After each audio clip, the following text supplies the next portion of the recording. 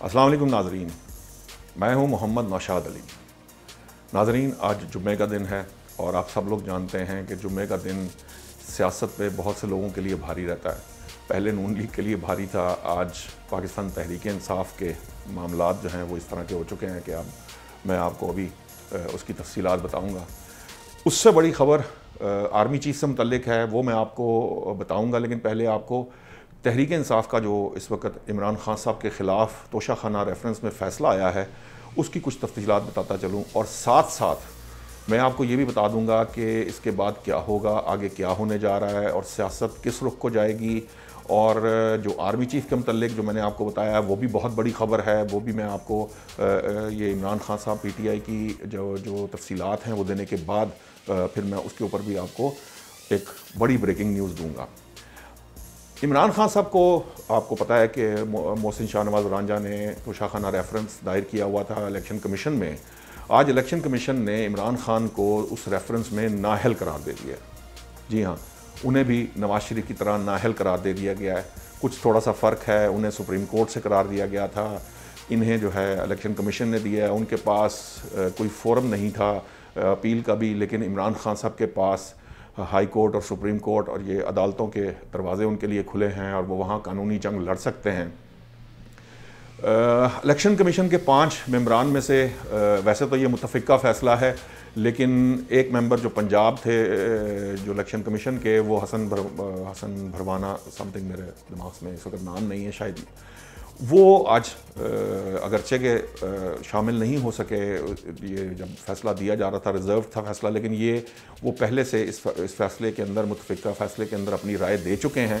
इसलिए ये मुतफ़िका फ़ैसले के तहत इलेक्शन कमीशन ने इमरान खान को नाअहल करार दे दिया। अब जब नाअहल करार दिया है और साथ ही उन्होंने उनकी जिस सीट से वो इस वक्त कौमी असम्बली के मेंबर थे वो भी उन्होंने खाली करार दे दी है। और उसके साथ साथ आपको याद होगा अभी हाल ही में उन्होंने 6 जगह से इलेक्शन जीता है, तो वो सीटें भी जो वहाँ के वोटर्स ने जो अपनी राय दी थी वो भी ज़ाया चली गई, रायगां चली गई, और वो वहाँ से भी अब कौमी असम्बली के मेंबर नहीं हो सकेंगे, हलफ नहीं उठा सकेंगे। ये तो था मामला तहरीक इंसाफ का। अब जो इसका अगला पर्सपेक्टिव है, फवाद चौधरी साहब जो हैं वो इनकलाब की कॉल्स दे रहे हैं। शहबाज गिल साहब का कहना है, बड़ी मज़ाहिका खेज़ बात थी, लेकिन उन्होंने कही कि नवाज शरीफ ने फ़ैसला लिखा है इमरान खान की नाअहली का। वैसे तो बात ये शहबाज गिल को कहनी नहीं चाहिए थी, क्योंकि ये उनके ख़िलाफ़ जाती है ये बात, क्योंकि एक ज़माना था कि जो तहरीक इंसाफ है उनके दोस्त नवाज शरीफ के मुतल्लिक क्या कहते रहे हैं, अब तक क्या कहते रहे हैं, और अगर उनके फ़ैसले इमरान खान की किस्मत के फ़ैसले उन्होंने लिखने हैं तो फिर ये बड़ी ही मायूब सी बात है। लेकिन बहरहाल ये शहबाज गिल साहब का मौक़िफ़ है। फवाद चौधरी साहब जो है वो इनकलाब लाने चल पड़े हैं। उन्होंने कहा कि जी इनकलाब की इब्तिदा आज से हो गई है और इदारों को जो है वो इन इदारों को उल्टा के रख दिया जाए ताकि आइन और पाकिस्तान को बचाया जा सके। मुझे इस मंतक की समझ नहीं आई कि इदारों को उल्टा कर कैसे आइन बचाया जाएगा और आइन की प्रोटेक्शन कैसे की जाएगी और पाकिस्तान कैसे बचाया जाएगा।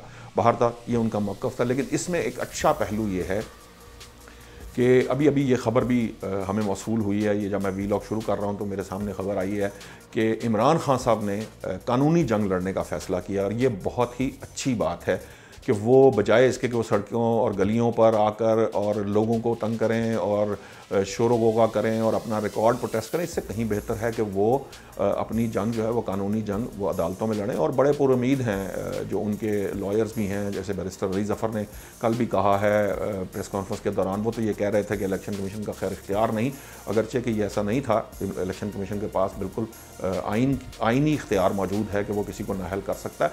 लेकिन बहरहाल ये मामलात जो हैं, अब कोई भी चीज़ इलेक्शन कमीशन के मुतालिक वो समझते हैं कि ये फ़ैसला गलत है, वो अदालतों में जा सकते हैं और ये इसको सेटिसाइड करा सकते हैं।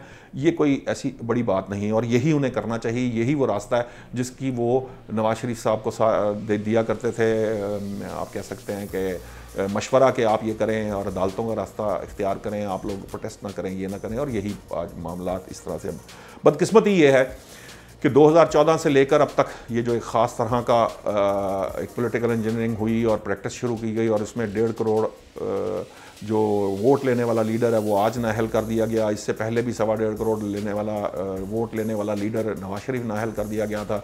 तो इस मुल्क की 2 बड़ी सियासी जमातें जो एक्चुअली जिनके ऊपर वोटर्स का एतमाद है और वो तकरीबन लगभग एक जैसे वोट लेती हैं, उन दोनों के लीडर इस वक्त सियासत से बाहर हैं। दोनों को नाअहल किया गया है और दोनों सियासत में अपना किरदार अदा नहीं कर सकते। ये कोई अच्छी बात बाहर तौर नहीं है। पाकिस्तानी सियासत के लिए उम्मीद करते हैं कि ये दोनों नाअहलियाँ ख़त्म होंगी और ये मामला जो है वो जो ये वोट की जंग है, अवाम की जो राय है उसको फ़ौक़ियत मिलेगी और ये जो मुख्तलिफ़ हीले बहाने होते हैं या दूसरी तरह के अदालतों में मामलात हैं या इस तरह की चीज़ों से किसी को सियासत से बाहर नहीं किया जाए। अब रही बात एक बड़ी ख़बर जो मैंने जिसका आपसे वादा किया था, वो ये है कि आर्मी चीफ़ का एक बयान सामने आया है कि वो एक्सटेंशन नहीं लेंगे, वो 5 हफ्तों में रिटायर हो जाएंगे। और उससे भी बड़ी खबर ये है जो बड़ी अहम है, अगरचे कि ये बात पाक फ़ौज पहले भी कर चुकी है, बाजवा साहब भी अपनी एक्सटेंशन की बात ये कर चुके हैं, लेकिन आज कैटेगोरिकली उन्होंने ये बयान दे दिया है कि मैं 5 हफ्तों बाद रिटायर हो जाऊंगा, मैं एक्सटेंशन नहीं लूँगा। और जो बात उन्होंने दोहरा दी है और सख्ती से और पूरे अपने जोशो वलवले से जो बात दोहराई है वो उनके इदारे से मुतल्लिक है कि उनका इदारा यानी पाक फ़ौज है वो पाकिस्तान की सियासत में किसी किस्म का हिस्सा नहीं लेगी, ना ले रही है। अब मामला ये है कि ये गुज़िश्ता दिनों ये बहुत बातें फैलाई गई, मेरी इतलात के मुताबिक तो ऐसी मुलाकातें हुई नहीं। हाँ, कुछ लोग सेकंड टीयर होती है या जो फवाद चौधरी साहब, परवेज़ खटक साहब या असद उमर साहब, ये अगर किसी से मिलते हैं, F10 की एक मुलाकात की बड़ी बाज़गश्त है, लेकिन इनका कोई नतीजा नहीं निकलता क्योंकि बाहर तौर हमने देखा था जब नवाज शरीफ की नाअहलियत से पहले, मतलब जब नवाज शरीफ को नाअहल किया जाना था उससे बहुत पहले हम बतौर सहाफ़ी ये जानते थे कि उनको नाअहल किया जा रहा है, ये प्लान बन चुका है और उनके लिए मुख्तलिफ हीले हरबे आजमाए जाएंगे। बिल्कुल उसी तरह इमरान खान साहब की भी नाअहली का मामला जो है ये भी पहले से तय था और यहाँ पर बहुत सी चीज़ें बातें हो रही थी, ख़ुद इमरान खान साहब और शेख रशीद बात कर रहे थे।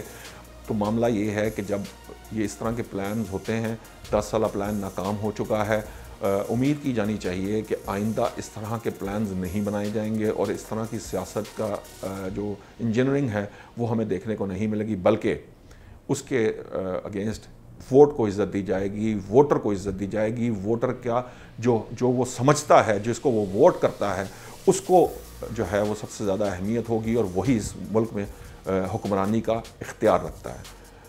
हम आपसे मिलते रहेंगे, आपको गाहे बगाहे आगाह करते रहेंगे। इन 2 खबरों के बाद जैसे जैसे बड़ी खबरें आएंगी मैं आपके साथ राब्ते में रहूँगा। अल्लाह हाफ़िज़।